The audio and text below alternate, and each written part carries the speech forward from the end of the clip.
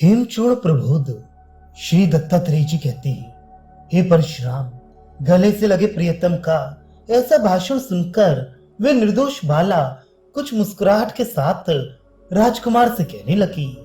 वे राजकुमार को तत्व का बोध कराना चाहती थी, इसलिए उसने इस प्रकार युक्ति पूर्वक बोलना आरंभ किया। राजकुमार सुनिए, मेरा आपके प्रति प्रेम ना हो ऐसी बात नहीं है, किंतु मैं हर समय इसी उधेड़ बुन में रहती हूँ कि लोक में सबसे बढ़कर प्रिय कौन वस्तु है और अप्रिय क्या है। मेरी बुद्धि इसका कोई निर्णय नहीं कर पाती। मैं बहुत दिनों से बराबर यही सोच रही हूँ, किंतु स्त्री स्वभाव होने के कारण इस रहस्य को मैं समझ नहीं सकी। आप इसका ठीक ठीक विवेचन कर दीजिए। हेमलेखा के इस प्रकार कहने पर हेमचूर्ण ने हंसकर अपनी प्रिया से कहा, सचमुच इसमें संदेह नहीं कि स्त्रियां मूढ़ बुद्धि होती हैं। प्रिय और अप्रिय की पहचान तो पशु, पक्षी और कीड़े मकोड़ों को भी होती है, क्योंकि उनकी भी अपने प्रिय के प्रति प्रवृत्ति और अप्रिय की ओर से निवृत्ति देखी जाती है। इसमें बहुत सोचने की क्या बात है। जिसे सुख हो वह प्रिय और जिसे दुख हो वह अप्रिय होता है। प्रिय, तुम बड़ी भोली हो, भला इस विषय में तुम निरंतर क्या सोचती रहती हो। प्रियतम की ये बात सुनकर हेमलेखा ने उससे फिर कहा, स्त्रियां मूढ़ होती हैं, यह तो ठीक ही है। इनमें वास्तविक वस्तु का विचार करने की योग्यता नहीं होती, परंतु आप तो बड़े विचारवान हैं, अतः मुझे समझा दीजिए। आपके समझा देने पर मैं इस चिंता को छोड़कर फिर सर्वदा आपके साथ भोगों में ही तत्पर रहूंगी। राजन, आप बड़े सूक्ष्मदर्शी हैं। आपने बताया कि जिनसे सुख और दुख हो वे ही क्रमशः प्रिय और अप्रिय हैं, किंतु जब एक ही वस्तु काल, देश और आकृति का भेद होने पर सुख दुख दोनों ही देती हो, तो उसकी एक रूपता का निश्चय कैसे हो सकता है। जिस प्रकार अग्नि काल भेद से अलग अलग फल देने वाली है, उसी प्रकार देश और आकृति के भेद से भी उसके विभिन्न फल होते हैं। अग्नि शीत काल में तो प्रिय होती है, किंतु ग्रीष्म में अप्रिय ही है। इसी तरह शीत और उष्ण देशों के भेद से भी वे प्रिय और अप्रिय ही है।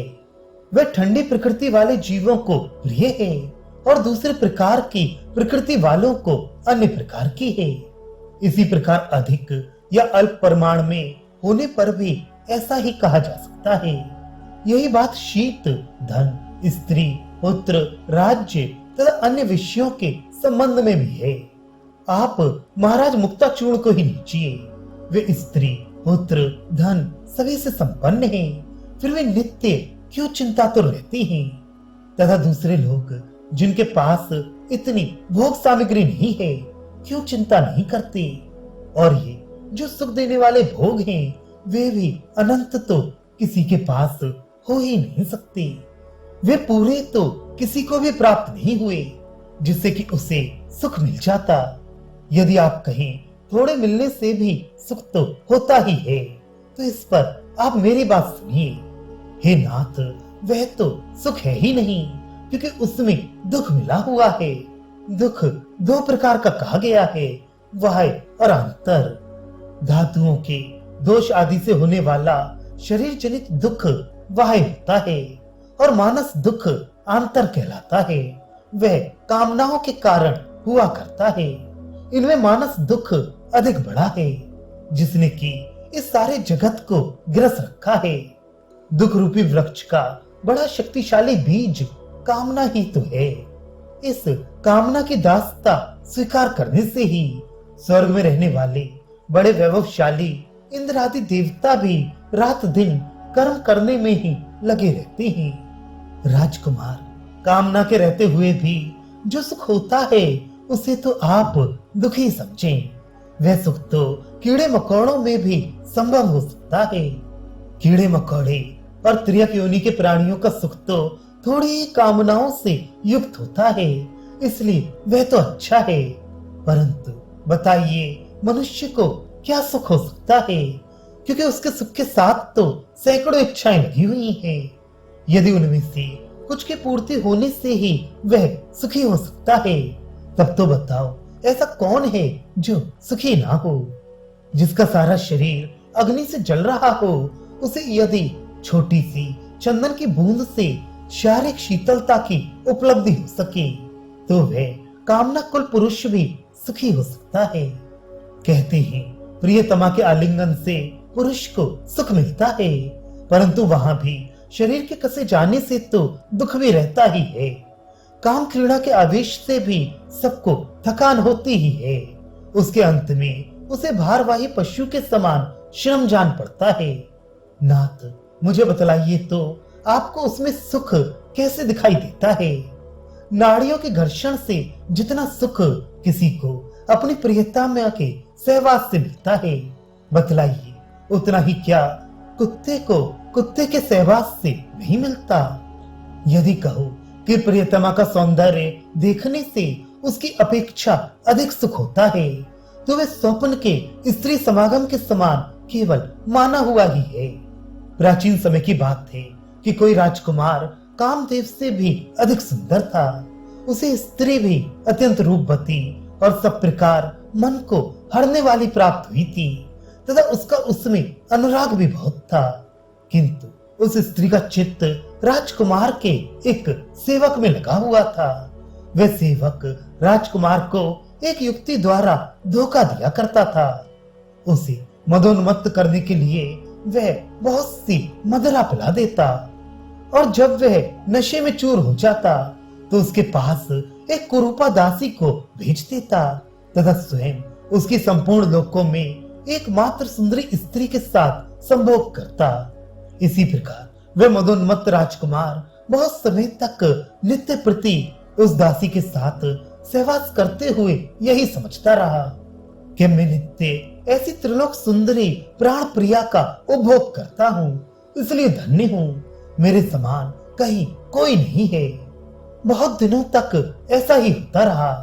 तब किसी दिन कोई विशेष कार्य होने के कारण वह सेवक मदिरा रखकर चला गया तथा राजकुमार ने भी उस दिन किसी निमित्त से अधिक मद्य नहीं पी तथा भोग वासना से आतुर हो वह शीघ्र ही अपने विलास भवन में गया। वह भवन बड़ा ही सुंदर, मन को प्रिय लगने वाला, संपूर्ण भोग सामग्रियों से संपन्न था। देवराज इंद्र जिस प्रकार नंदन वन में स्थित शची के भवन में जाते हैं, उसी प्रकार वह उस भवन में गया और वहां बहुमूल्य पलंग पर पौड़ी हुई दासी के साथ समागम करने लगा। काम वेग से व्यथित होने के कारण वह बड़े हर्ष से उसके साथ संभोग करता रहा। अंत में उस कुरूपा दासी को देखकर उसे शंका हुई और कुछ रोष के साथ ये सोचते हुए कि ये सब क्या हो रहा है, उसने उससे पूछा, मेरी वह प्रियतमा कहाँ है?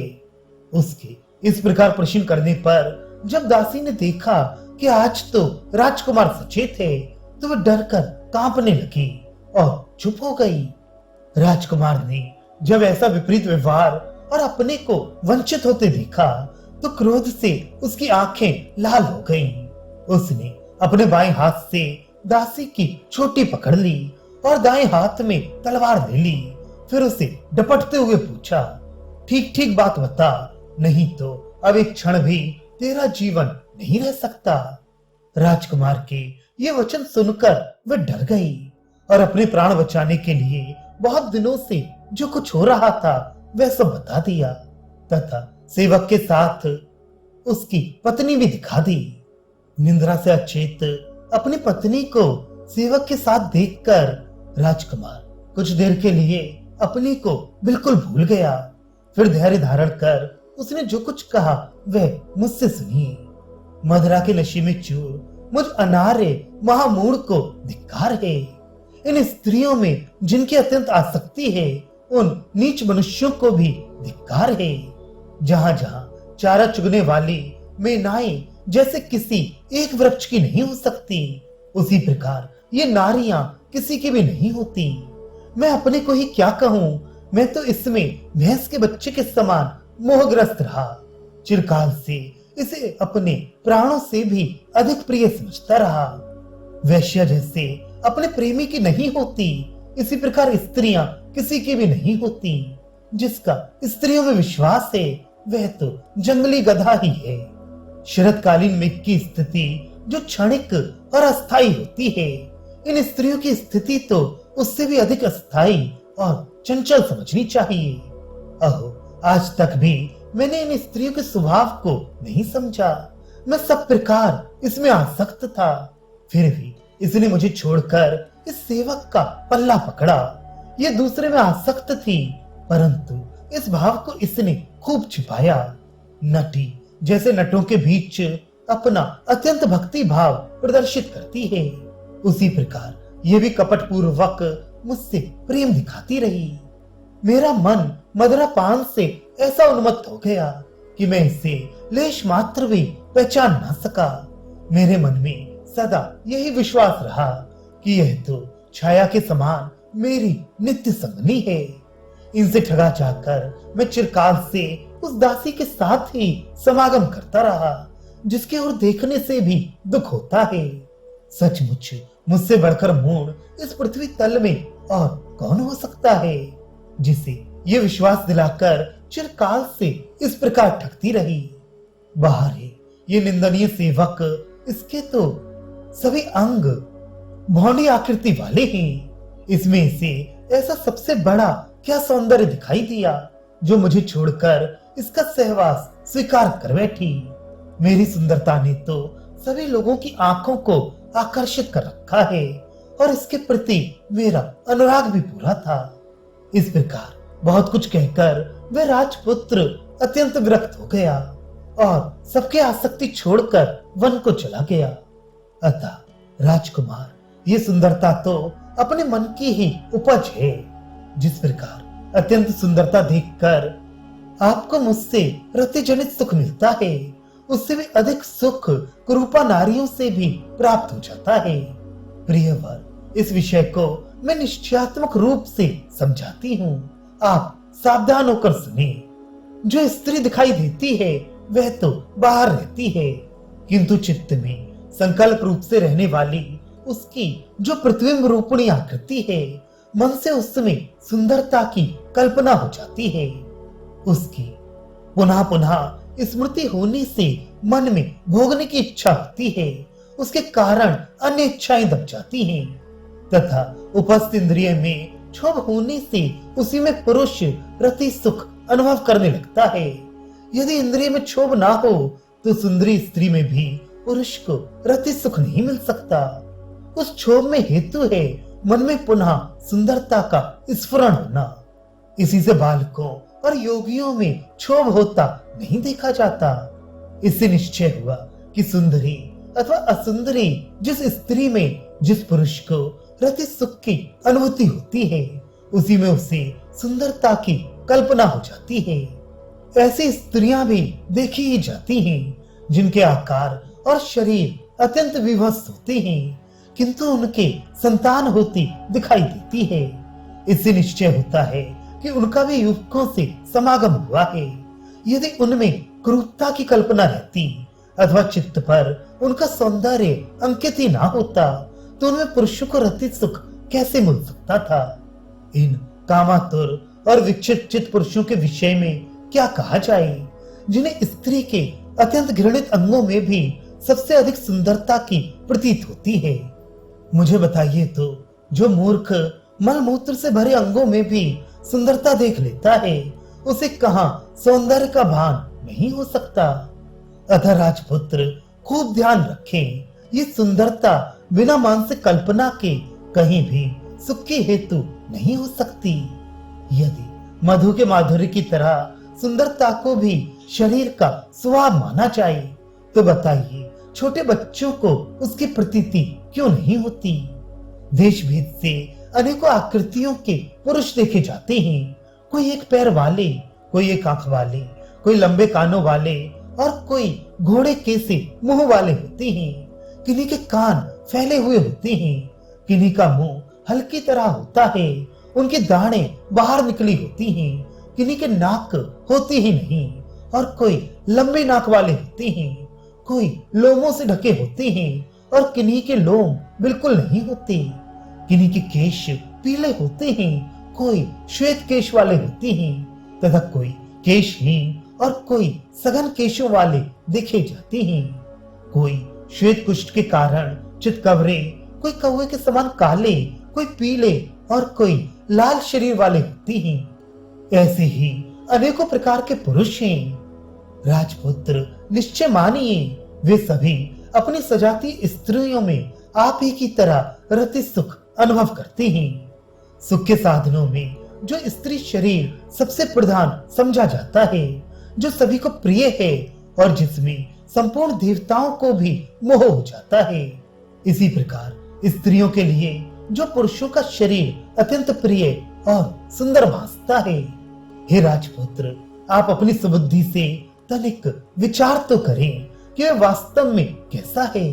वह मांस से लिपटा है, लहू से लथपथ है, नस नाड़ियों से बंधा हुआ है, खाल से ढका हुआ है, हड्डियों का ढांचा है, बालों से आच्छन्न है और पित्त एवं कफ से भरा हुआ है। यही नहीं, वह मलमूत्र का भंडार है तथा वीर्य एवं रज से उत्पन्न हुआ है।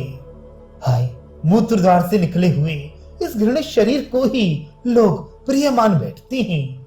बताइए, जो लोग ऐसे विवश शरीर में राग करते हैं, उनका विष्ठा के कीड़ों से क्या अंतर हो सकता है।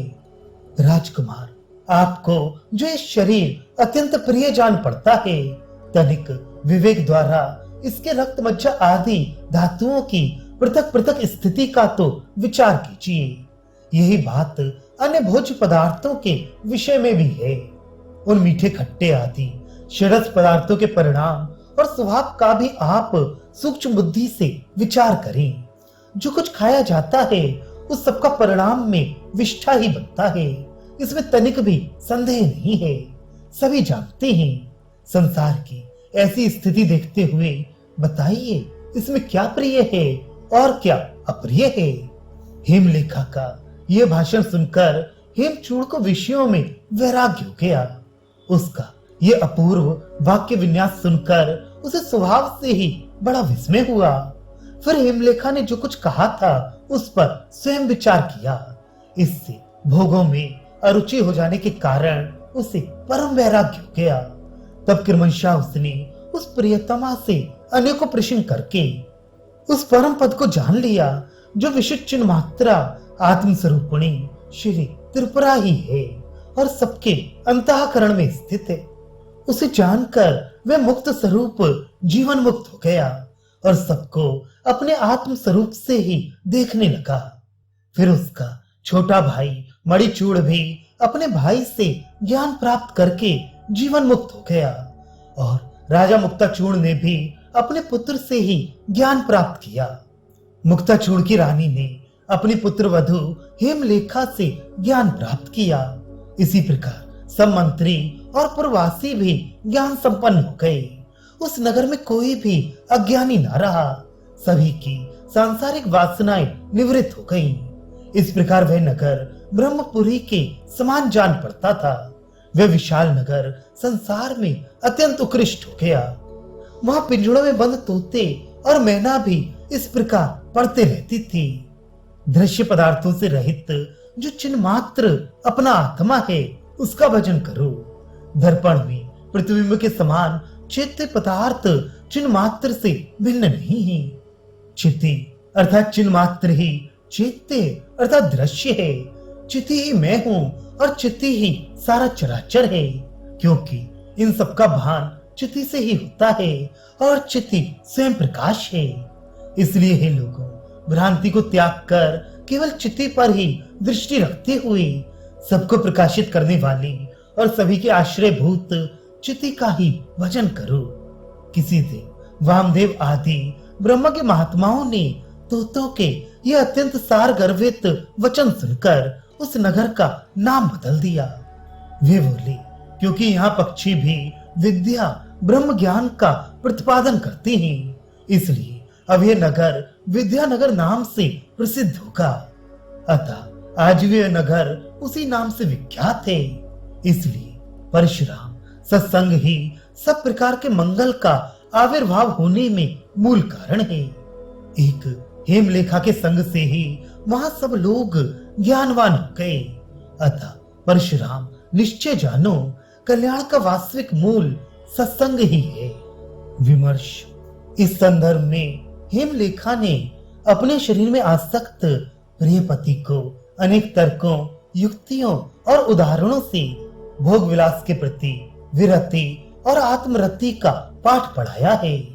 आत्मस्वरूप चैतन्य ज्ञान के अभाव में व्यक्ति भटकता है। ज्ञान की पूर्ण शुद्धावस्था ही आत्मज्ञान है।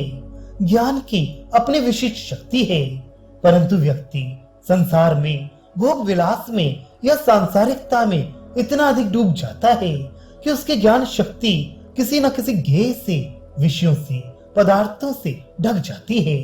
एक विषय हटता है तो दूसरा घेर लेता है, एक विचार जाता है तो दूसरा आ जाता है। वासना का प्रांगण इतना विस्तृत है, पदार्थ की शक्ति इतनी सबल है कि ज्ञान एक विषय से मुक्त होता है तो दूसरे से बन जाता है, लेकिन रिक्त नहीं हो पाता। यदि ज्ञान विषय से रिक्त हो, उस अंतराल में, उस रिक्तता में, उस शून्यता में ज्ञान स्वयं में होने के कारण स्वयं की सत्ता का उद्घाटक बन जाता है। विषय रिक्त ज्ञान स्वप्रतिष्ठित हो जाता है। यहीं से आत्म उपलब्धि का द्वार खुल जाता है। चितिरूपा भगवती त्रिपुरा आत्मज्ञान स्वरूपा बन जाती है। स्व और पर का भेद मिट जाता है।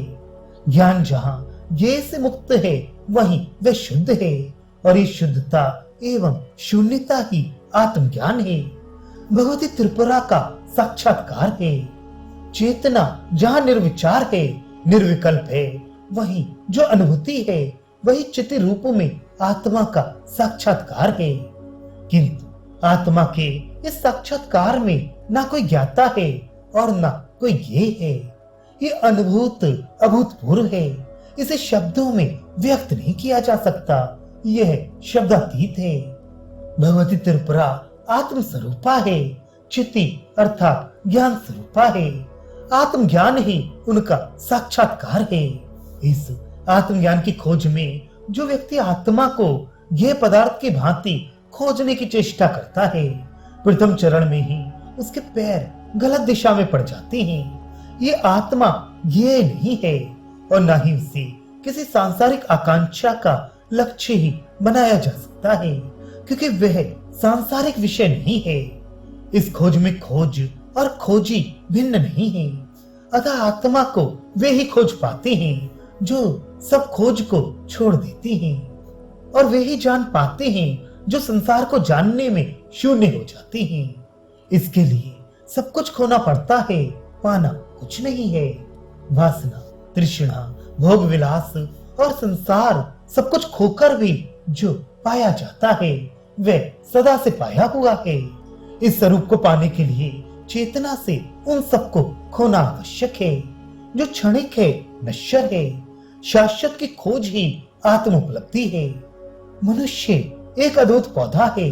उसमें विष और अमृत दोनों के फूल लगने की संभावना है।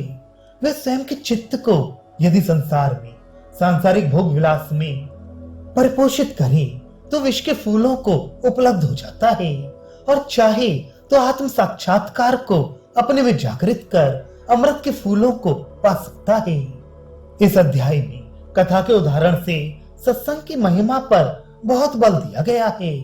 सत्संग में ही साक्षात ब्रह्म मंत्र ध्वनियों में दैवी शक्ति की अनुभूति प्राप्त होती है। संतों, साधुओं और चिंतकों के विचार और तदनुसार आचरण सिद्धि और सफलता का मार्ग है। मनुष्य जब तक स्वकृत कर्म पर अनुचिंतन नहीं करता, सत्संगति के लिए प्रयास नहीं करता, तब तक आत्मा का द्वार उसके लिए बंद ही रहता है। इस द्वार को खोलने में सत्संगति की ही परम महत्ता है। वही एक उत्कृष्ट साधन है जहां से मनुष्य अपनी आत्मा को पा सकता है। सत्संगति संसार में अकेली अपार्थिव घटना है। ये अद्वितीय है। मनुष्य का सारा दर्शन, सारा काव्य, सारा कर्म उससे ही अनुप्रेरित है। मानवीय जीवन में जो कुछ श्रेष्ठ और सुंदर है, वह सब सत्संगति से ही जन्म और जीवन पाता है। सत्संगति की आशा किरण के सहारे ही प्रभु के आलोकित लोक तक पहुंचा जा सकता है। ये एक स्थिर सत्य है। आत्महीनता से पीड़ित व्यक्ति पद को खोजते हैं और आत्मदरिद्रता से ग्रसित व्यक्ति धन और संपदा को तथा अज्ञानी व्यक्ति भोग विलास को। एकमात्र सत्संगति ही व्यक्तित्व के सही विकास का शुभ पद है।